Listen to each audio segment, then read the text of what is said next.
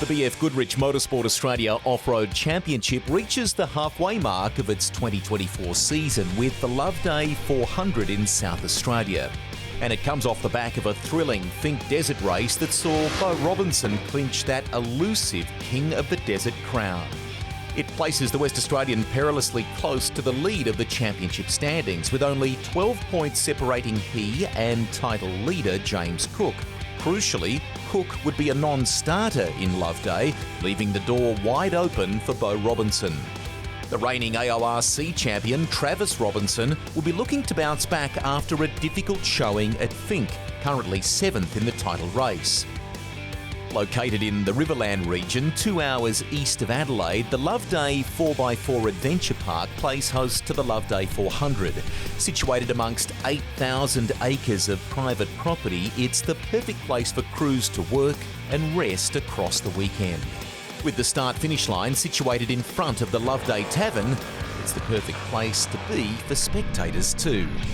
The Transportable Shade Shed's Prologue sets the order for the weekend on Friday with a 7-kilometre blast through the course. Out of 60 cars entered for the Loveday 400, 20 would feature from the Transportable Shade Shed's side-by-side championship. South Aussie Lachlan Bailey and navigator Nathan Schrachek would top the side-by-sides, with the agile Can-Am an impressive 12 outright. Put in a pretty solid lap. It's a really fun track in a side-by-side. Lots of corners, and it's good to get out in front now, and hopefully we can have a good first section tomorrow and take it from there. Some 4 seconds behind Bailey, Glenn Ackroyd will be aiming to make the most of his new Maverick R against Bailey's older specification Can-Am. Side-by-side championship frontrunner James Mogford would be the 3rd fastest in class, but crucially ahead of championship leader Glenn Brinkman. Brinkman would have the likes of Jody Verron and Greg Campbell ahead of him to round out the top 5 in class. The top 10 outright AORC cars, though, would only be split by barely 10 seconds. Just 1/10 was the difference between Brett Comiskey and Nick Hicks entering the top 10. Comiskey, this year's Finke runner-up, will have to settle for 11th on Saturday. It was just as tight in 8th spot, with Brent Smoothie's Extreme 4-wheel drive almost half a second faster than Nicholas Commons' Extreme 2-wheel drive in 9th.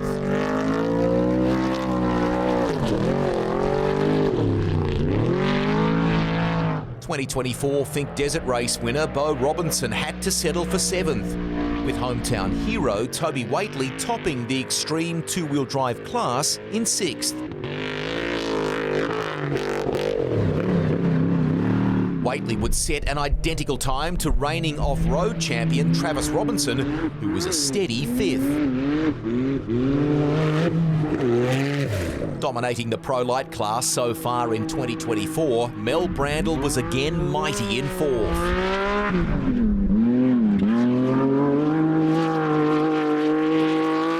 With his son leading the side-by-side crews, Royden Bailey would attempt to carry family honours in the outright standings this weekend. 3rd in Prologue was a decent start for the senior Bailey driver. Last year's Loveday 400 winner Shannon Wrench was looking to bounce back after mechanical failures plagued him last time out at Finke. But in the end, the Victorian would have to settle for starting 2nd tomorrow.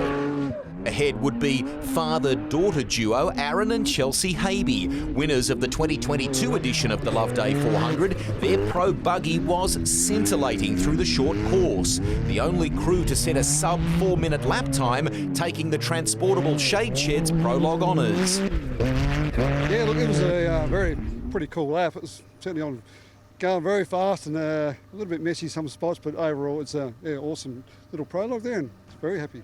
If I can back it up like I did 2 years ago, it'd be fantastic, but in the day we just here to have a bit of fun and do well, so it'd be good.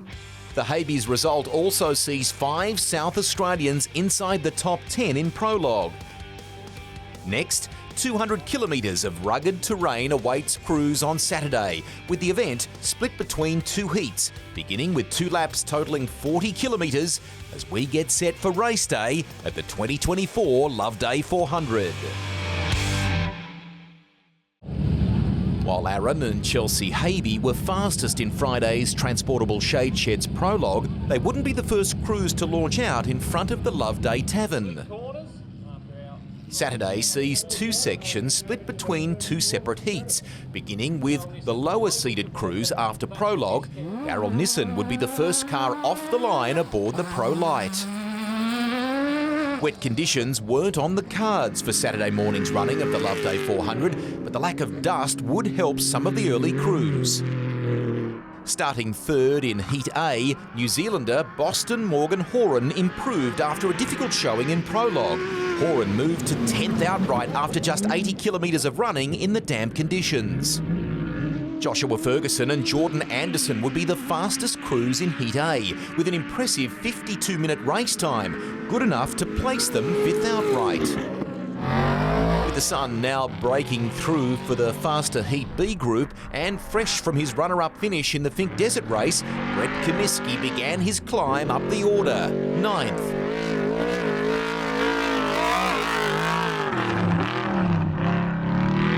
Another 10 seconds up the road, Brent Smoothie in 8th and in the lead of the extreme four-wheel drive class.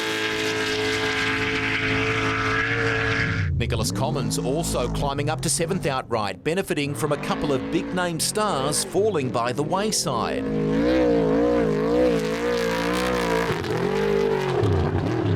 For the second consecutive event, Shannon Wrench failed to make the start line on Saturday. Engine woes seeing the Pro Buggy parked up for the weekend. Loveday was the scene of his championship celebrations last year, but 2024 was no cause for jubilation for Travis Robinson. Mechanical woes also seeing the Pro Buggy parked up. Only 4 cars would fail to finish the section, with Brett Rogers also on the sidelines. Taking a look at the Transportable Shade Shed Side-by-Side Championship, Prologue winner Lachlan Bailey picked up where he left off Friday to retain the lead. Only 30 seconds separated the top 5, with James Mogford just 2 seconds off Bailey's lead. Kyle Reid also benefited from running in the morning heat, finishing 3rd in class ahead of Glenn Ackroyd and Dylan Bessman. Back to the BF Goodrich AORC outright, Jake Swinglehurst pushed hard on Saturday morning. Starting from 20th, Swinglehurst rocketed to 6th. 2024 Kings of the Desert Bo Robinson and Shane Hutt would top extreme two-wheel drive, but 4th outright was a steady start as they turned their attention to their championship campaign. The top 3 was a South Australian lockout. Royden Bailey 3rd in Prologue. He and navigator Dean Elborn would stay in 3rd after the first 2 laps. Pro Light leaders Mel and Liam Brandle dominated their class, but they would have to settle for 2nd outright. Aaron and Chelsea Habe were in sensational form, taking a 1-minute lead after just 80 kilometres. The pace took its toll on the Habe crew, however, a change in navigator for Aaron, with Will Harris stepping into the passenger seat. Aaron's daughter Chelsea falling ill, such was the rough terrain after the first 2 laps. For this morning's section there, the 2 laps we pushed pretty hard as well, so it went really well. Chelsea had a bit of, she couldn't quite cop back in the car, she got sick, so that was sucked a bit. But I found another navigator, so we just pushed pretty hard and just kept pushing because I knew the guys were behind us, so there's no point backing off yet.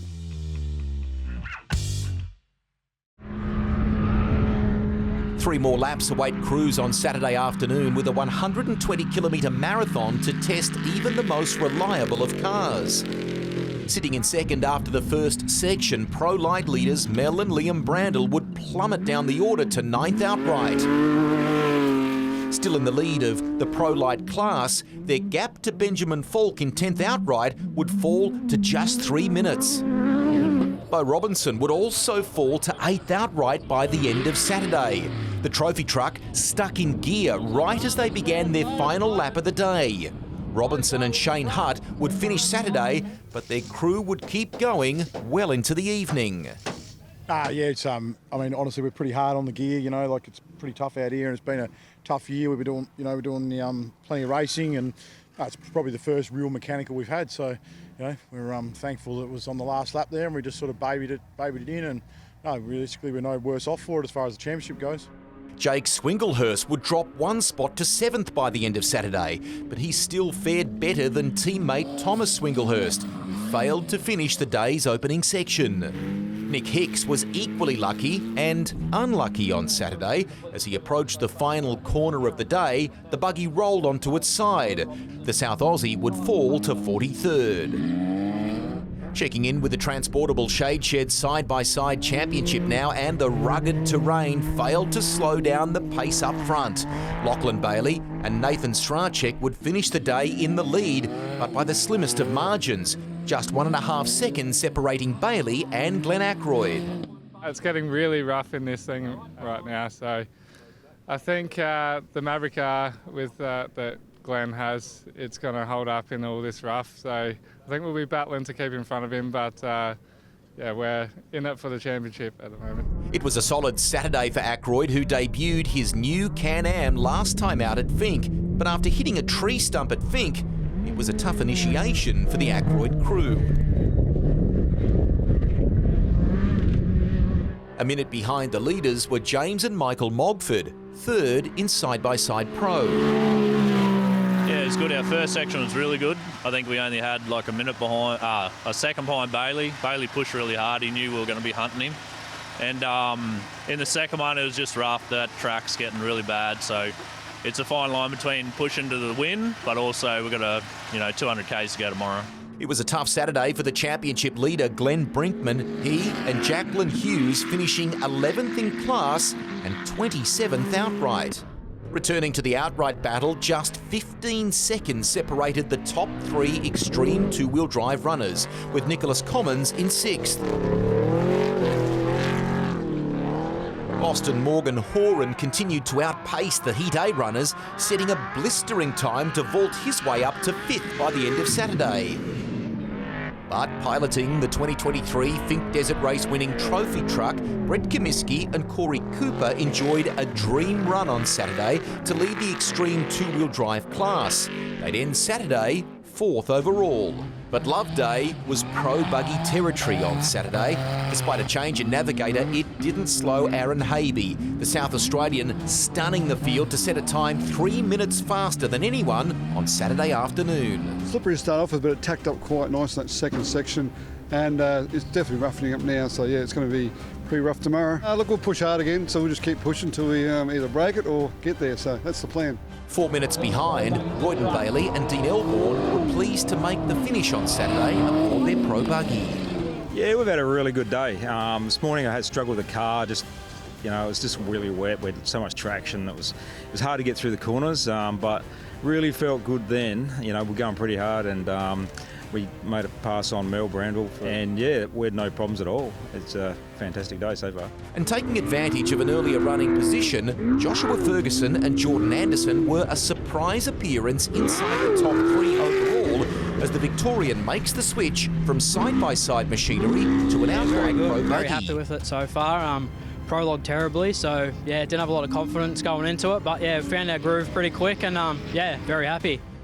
5 laps down, but another 5 laps to go. Can anyone catch the rapid Aaron Habe heading into Sunday? Another 200 kilometres awaits the field for the 2024 Loveday 400. Sunday, the halfway mark of the Loveday 400, and a cruisy Sunday drive wasn't the order of the day. The drama began almost immediately.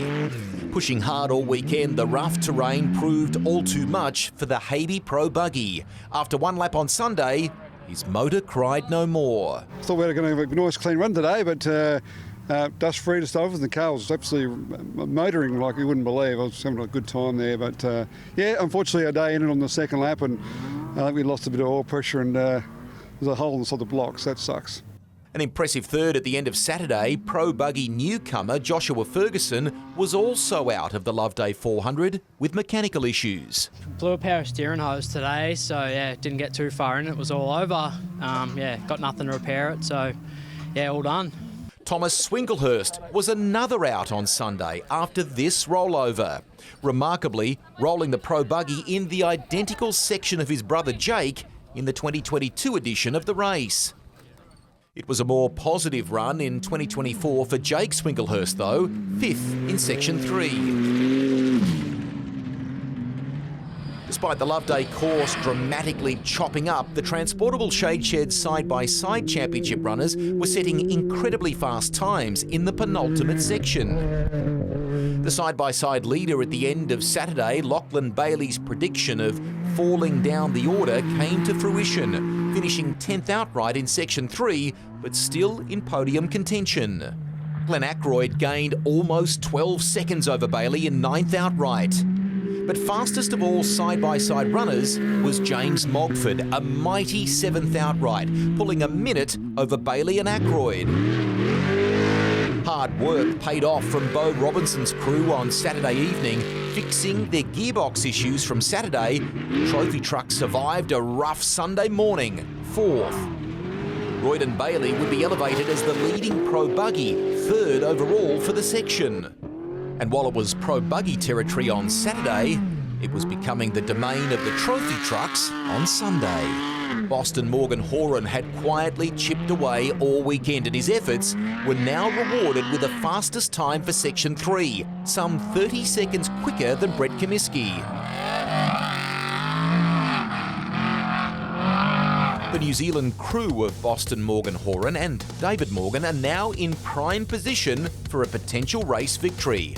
But with one final run to go, there's still a long way to go in this year's Loveday 400. With just 2 laps left to run in the 2024 Loveday 400, it was anyone's guess who would come away with the spoils. The top 10 was filled with multiple class podium finishes by the end of the gruelling 400-kilometre race. Mel and Liam Brandle were within striking distance of a potential podium, but 4th aboard their Pro Light was just as impressive, victorious in class to take a 3rd consecutive Pro Light victory in 2024. After being in podium contention for much of the race, Royden Bailey would be left content with 5th outright. He and Dean Elborn victorious in the Pro Buggy class, with a whopping 11-minute lead over their nearest class rivals, Bradley and Caleb Close, in 8th overall. Rounding out the Pro Buggy podium would be Jared Percival and Brenton Galash, finishing the weekend 10th outright. But the extreme two-wheel drives were the stars of the show on Sunday, with barely seconds separating the pair. It was going to be a breakthrough victory for either Brett Comiskey or Boston Morgan-Horan. Comiskey went his hardest in the trophy truck, aggressively running through the course. He completed the final 2-lap section 4 seconds faster than New Zealander Horan. But in the end, it wasn't enough to secure the win. Boston Morgan-Horan survived up front, coming home to take the checkered flag first, and with it, his first BF Goodrich AORC victory at the Loveday 400. It was pretty rough out there. With that, yeah, it was. I didn't actually at the start of this year. I don't think I was going to race again due to my brother passing to motorsport. But well, here I am, and I'm glad I came back on a win. Just 25 seconds was the difference after 400 kilometres of competition. A fine display in Boston Morgan-Horan and David Morgan's second appearance in the AORC. Brett Comiskey and Corey Cooper enjoyed their 2nd consecutive podium of the year, following up from their impressive display at Fink. Awesome weekend. Love the track. Tony's done an awesome job. It's good premises, good to camp here, good food, and the track, I love the track. It's awesome. Rough. And Bo Robinson and Shane Hutt take away crucial championship points in 3rd, despite some gearbox troubles on Saturday. Yeah, it's good. No, points, another points haul. So been a pretty consistent year. So no, it's good. The boys done a good job. Obviously, yeah, it's a shame we, probably should have been up front there. But it is what it is. We had a bit of a mechanical yesterday. Luckily, it fell our way, and we managed to get it in, and didn't actually really damage our championship hopes. So that's what we're we're here to do for the next few rounds. The outright AORC fight was tight, but the Transportable Shade Shed side-by-side championship equally put on a show. Less than 4 seconds decided celebrated the victory, with James and Michael Mogford finishing ahead of South Aussies Lachlan Bailey and Nathan Strachek. It was tight racing, you know, there was 15 seconds separating the top three leading into the last heat. We laid everything on the track, we had nothing left, so we had to wait around and see the boys come in, and 3.8 seconds in between me and Lockie on the finish, so that's good racing. Yeah, so last section we broke a rear trailing arm, so we had to fix that in the break there. But yeah, it's very gnarly. We had a few sketchy moments out there. So Glenn Ackroyd was content with third, despite a fire at the start line on Sunday, nearly threatening their new Can-Am. Happy to have, mate, definitely.